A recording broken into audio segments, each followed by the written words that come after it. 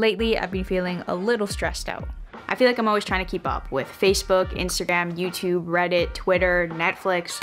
All of it together is incredibly overwhelming. The constant scrolling and notifications has made me feel like I just can't turn my brain off. Which is why I decided to get away. 7 days with no phone, no internet, no stimulation. Also no bed, no stove, no fridge. I'll be camping for this entire challenge. But first, I had to go to the most overstimulating place on earth. Vegas. After picking up the rental car and doing a grocery haul from Walmart, we made our way to Utah to spend a few days in Zion National Park. Unfortunately, I didn't plan any of this. I actually booked the flights and the car a day before leaving, and I did very minimal research on the camping situation.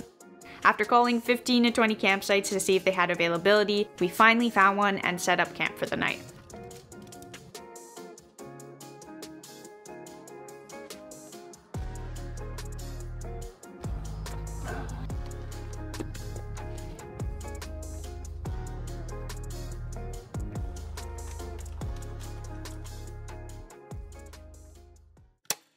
The next day we did the infamous Zion Narrows hike, which was certainly not the experience I was expecting.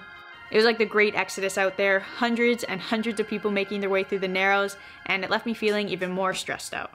So I decided to do things differently after that. Avoid the crowds and the tourist spots and instead explore some areas that are a little less known.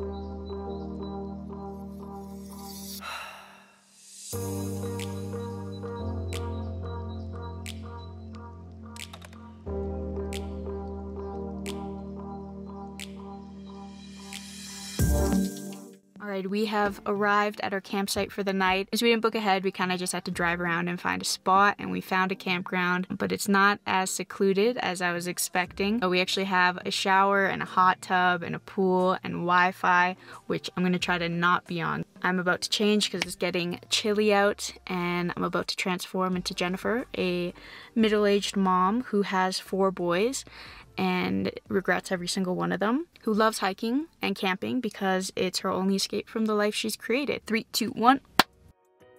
After that, it was time to build a fire and get dinner started.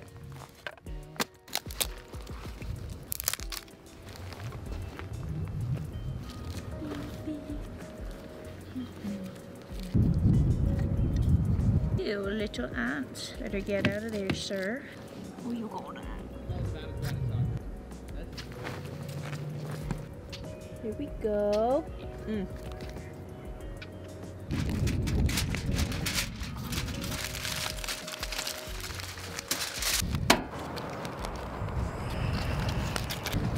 Oh, no, crap.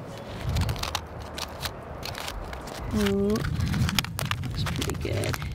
There's something so satisfying about not having an agenda and only thinking about where you're gonna sleep and what you're gonna eat. It makes life so simple. And I finally started to notice my mind slowing down. Most of the days after that started to look the same. Find a camp spot, set up the tent, build a fire, make food, and sleep. Until day 5. We ended up in a little bit of a pickle. I booked a campsite but wasn't aware that the drive up was a little risky. By risky I mean 3 feet of soft sand on a narrow road with a steep incline on a cliff. Yeah, so that didn't work out.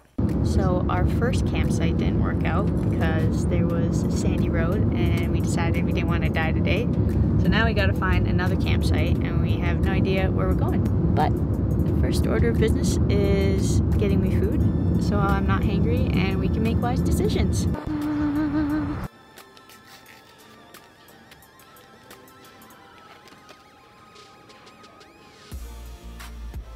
The sun is going down fast. We still don't have a place to stay, so we're just gonna drive and hope we find something. There's no way we could set up camp now. It's gonna be dark in probably about half an hour, so we just have to find a hotel and hopefully we find one on the way. It was also Memorial Day weekend, so everything was booked. What do we do? What do we do?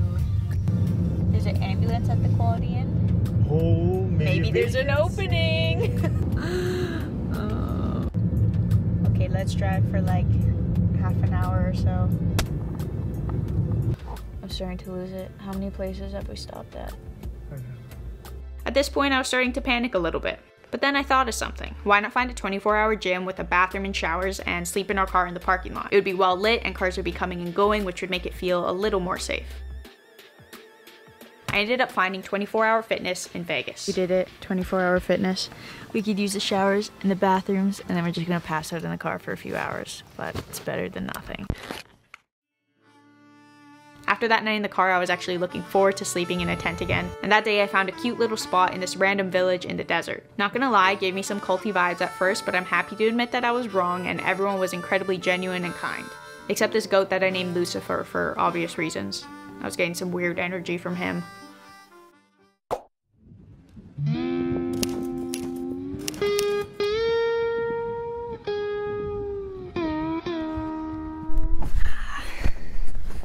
Well, that felt like the longest 7 days of my life.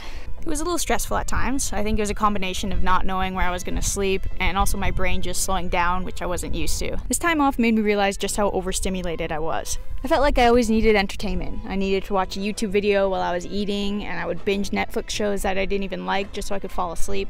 No wonder I couldn't turn my brain off. This trip has been good for me. I've been sleeping like a baby. I've had time to reflect and kind of figure out what my next move is gonna be. And I actually enjoy being alone with my thoughts. Crazy, right? I'm not gonna make a habit out of disappearing for 7 days at a time, but I'm definitely gonna disconnect a little more often, even if it's just for a day. For now, I'm gonna enjoy going back to civilization. I can't wait to sleep in my bed and shower. Using a stove is gonna be kind of weird. Anywho, thank you for watching. I appreciate you guys, and I will see you in the next one. Bye.